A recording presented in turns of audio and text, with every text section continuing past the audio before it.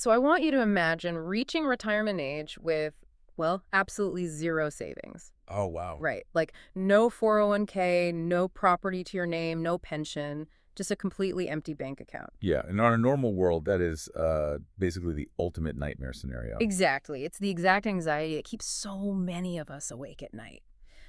But what if I told you there's a community where that total lack of personal wealth is actually, the foundational design for a perfect, peaceful retirement? It really forces a complete mental reset before you even read the first page. It does. Because today, for this deep dive, we're looking at a document that claims to have taken an impossible utopian blueprint off the paper and actually run it successfully for over a decade. Yeah, and we are looking at this purely as an anthropological case study. Right. The source text we're diving into is a short but um, incredibly dense document from the year 2022. And it has a remarkably literal title. Oh, the title is wild. It really is. It's called Here, Corruption, Malfeasance, Kidnapping, Extortion, Drug Use, and Gambling Have Been Eradicated. Very straight to the point. Exactly. And the author is listed as Deformed Buddha, and it was edited by someone named Kinyu. And just to set the ground rules for you listening, our mission today is not to validate these claims. No, definitely not. Right, or to endorse the radical social restructuring this document proposes. We're strictly analyzing the internal logic of the text. We want to understand exactly what they claim to have built, how they argue it functions, and, well, the actual mechanics of society that claims to be a literal paradise on Earth. So the best place to start understanding the mechanics of this community is to look at their approach to the human life cycle, right? Yeah, they outline this complete reimagining of the social safety net, essentially from cradle to grave. Right. According to the text, the defining characteristic of this society is the absolute removal of financial anxiety at every single stage of life. Let's break down how they claim to achieve that, starting with childhood. Because the document explicitly guarantees that children will never get lost and will never be abducted. Which is a huge claim right off the bat. Huge. And when it comes to their schooling, the education costs the parents absolutely nothing, not a single dime. But what caught my eye wasn't just the fact that it's free, it's the curriculum itself. Oh, yeah, the 5 pillars. Right. The text claims this education ensures comprehensive and healthy development across 5 specific pillars: morality, intelligence, physique, spirit, and mind. And intelligence is just one piece of that. Notice how intelligence is only 1/5 of that equation. In our standard educational models, the primary objective is often intelligence and skill acquisition. Right, we train people to be competitive workers in an economy. Exactly. But this text outlines the engineering of a holistic citizen. By elevating morality and spirit to the same level as intelligence and physique, the education system is designed to seamlessly integrate the child into the collective ideology of the community. Rather than just preparing them for a job market. Ex- If you think about the pressure of modern parenting, the idea of a fully funded, completely comprehensive education system that guarantees your child's safety is a massive psychological relief. Oh, definitely. And according to the text, as those children grow into youth, the safety net only gets tighter. Right. Young people in this community never face unemployment. The concept of job hunting just doesn't exist because there will always be work assigned or available. And furthermore, they never have to worry about buying a house. Which is crazy to think about. Homes are simply available. The mechanism there is crucial, though. They aren't saying they have, like, a really great mortgage rate or a robust real estate market. Right. They're saying the housing is decoupled from personal finance entirely. The community holds the housing, and the individual simply occupies it as needed. If you are listening to this right now and mentally calculating your own rent or mortgage, the idea of housing being a guaranteed baseline rather than a lifelong financial struggle sounds, well, incredibly appealing. And as the citizens enter middle age, the text claims they don't even consider buying cars. There are simply, quote, people to provide transportation. You don't own a vehicle at all. Right. Mobility is just a service provided by the community. And that leads us to the elderly, which kind of brings us back to that provocative scenario from the beginning. Right, the zero savings thing. Yeah. The text explicitly states the elderly do not have pensions, yet they can enjoy their later years in peace. Wow. And for the sick, even if they are entirely penniless, the document assures they receive meticulous medical treatment. The text also addresses gender roles, actually. It states clearly that women are respected everywhere and are completely freed from the burden of household chores. We should definitely pause on that for a second. Yeah, let's unpack that. Because functionally, if no one is doing household chores in their individual homes, that strongly implies communal kitchens, communal laundries, and, well, shared domestic labor handled by the community at large. Right, that's the only logical way to execute that claim. Mm. And when you aggregate all of these life cycle guarantees, the free holistic education, the available housing, the provided transportation, the communal domestic work, the free healthcare, you see a total paradigm shift. It's massive. And in our standard societal blueprint, security is an individual responsibility. You accumulate personal wealth to build a fortress against uncertainty. Exactly. But the text argues that true security is collective. It actually reminds me of an all-inclusive resort. Oh, that's a good analogy. Right, when you check in, you don't carry a wallet, you don't worry about the electric bill for your cabana, and you don't pay for the food in the dining hall. Yeah. The absence of money feels like a vacation from anxiety. But here is where I have to push back on this model as a permanent way of life. Okay, let's hear it. At a resort, you have zero equity. You don't own the cabana. You are entirely dependent on the management of the resort. Right. So how does the author frame this complete lack of personal ownership as a form of freedom rather than a massive vulnerability? Well, the text frames it around the concept of need. Yes. The removal of the need for personal wealth is presented as the ultimate liberation. Interesting. If you don't need a house, you aren't burdened by a mortgage. If you don't need a car, you aren't burdened by auto insurance or maintenance. Right. Right. The society absorbs the function, so the individual doesn't carry the financial or, the psychological weight of ownership. But the trade-off is that you surrender personal equity for guaranteed provision. Precisely. You trade autonomy for security. Got it. And that trade-off is the bridge to the next, arguably most shocking section of the document. Oh, definitely. Because removing private property does more than just relieve financial stress. According to this text, it fundamentally eliminates the motivation and the actual physical mechanics of crime. Right. They aren't just saying crime is illegal in this community. They're claiming crime is practically impossible due to the way the environment is engineered. But if you completely remove private property, you create a massive logistical challenge and, well, you supposedly alter human nature in the process. Yeah. And the document addresses vice right away. It states that gambling and drugs are entirely eradicated. The logic here is purely based on supply and demand mechanics.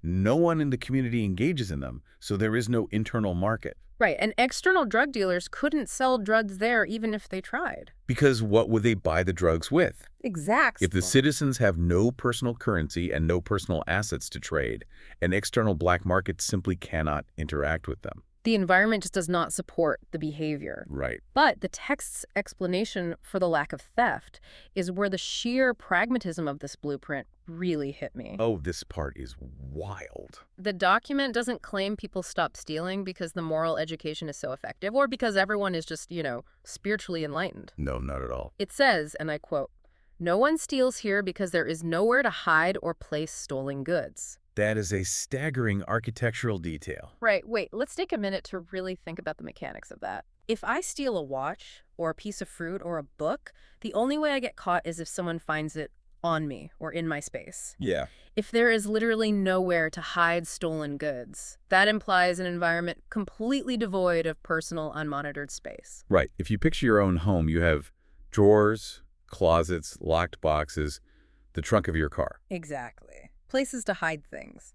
But the text is implying a living situation characterized by absolute transparency. Perhaps glass walls, completely open communal sleeping quarters, or a total lack of private storage. Wow. If the architecture of the space physically polices the behavior, theft becomes mechanically impossible. So the cost of eradicating theft is the total eradication of secrets. Essentially, yes. If you can't hide a stolen item, you also can't hide a private journal. You can't have a private conversation that isn't potentially perceived by the collective. It is a chillingly pragmatic solution. It really is. And they apply that exact same mechanical logic to kidnapping and extortion. Yeah, the phrasing they use for extortion is one of the most vivid parts of the text. I loved this part. They claim these crimes do not occur because there are no targets. They literally ask, what would one extort? Not even a drop of oil. Not even a drop of oil. It perfectly illustrates the concept of financial invisibility. Right. Extortion requires leverage. A criminal threatens you to gain access to your wealth. But if you're a citizen of this community and the collective owns the house you sleep in, the food you eat, and the car you ride in, you have zero leverage to be squeezed. You cannot extort someone who holds absolutely zero personal assets. It would be like trying to hack into a computer that isn't plugged into the wall. That's a perfect way to put it. Yeah. The individual is insulated from targeted crime by their own absolute lack of personal property. Yeah. The text then tackles the issue of rape, calling it an ugly phenomenon that cannot happen for two stated reasons. Right. First, it claims it is unnecessary. And second, it says people do not dare because the consequences are very severe. The word unnecessary is doing a lot of heavy lifting there. It is. It likely alludes to how social or interpersonal relationships are structured within the community, suggesting that human needs are managed or facilitated in a way that removes the frustration or isolation that can lead to violence. Right. But the second part of that claim is just as important. They don't shy away from deterrence. Yeah. The severe consequences. Exactly. It reminds us that this is not a passive, free-flowing utopia where everyone just holds hands. There are incredibly strict boundaries. Which brings us to the biggest paradox of this entire document. Okay, lay it out. If you have an environment with zero private property, completely transparent living spaces, where cars and homes are distributed based on need and where there are severe consequences for transgressions, that implies a massive logistical machine. Oh, absolutely. Someone has to assign the houses, someone has to schedule the transportation, someone has to enforce those severe consequences. Right. In our world, that requires an army of administrators, bureaucrats, and police. Yet the text claims the exact opposite. The governance of this community is the final revelation of the document, and it really answers the question of who actually runs this place. Yeah, because the text asserts that official corruption, bribery, and malfeasance are totally eradicated. And the reasoning. It explicitly states there are no officials. It claims no one can offer bribes because there is no soil for corruption to take root. We see that environmental metaphor again. No soil. Right. In traditional society, a bureaucratic official acts as a gatekeeper. They hold the keys to resources, they stamp the building permits, they approve the loans, they assign the contracts. And that gatekeeping authority is the fertile soil for bribery. Exactly. If a citizen wants a better outcome, they bribe the official. But the text claims to bypass this entirely. But, I mean, someone still has to decide who gets the corner house. Right. If there are no officials, how does the community avoid descending into chaos over basic resource allocation? Well, the text finally gives us the specific details of who is involved. Right. We learn this community is called the second home. It is described as a new mode of human production and life. And it was constructed by a figure named Suifeng. Yeah, who is described as the guide of Lifechanyuan, along with a little over 2,000 people called Chanyuan Celestials. And crucially, the document, which was written in 2022, claims this model has been successfully operating for 13 years. Which is a long time. 13 years is a massive stress test for any intentional community, especially one operating on shared resources and absolute transparency. Right. Most radical utopian experiments fracture within the first few years over disputes about labor and property. And this is where I really struggle with the text's internal logic. How so? They loudly proclaim there are absolutely no officials, meaning zero structural hierarchy to be corrupted. But in the same breath, they name a specific leader, Suifeng, the guide, and a specific class of builders, the Chanyuan Celestials. Right.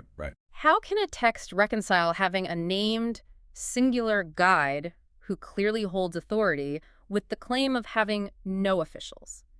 Isn't a guide just an official by another name? That is the core tension of the document's political philosophy.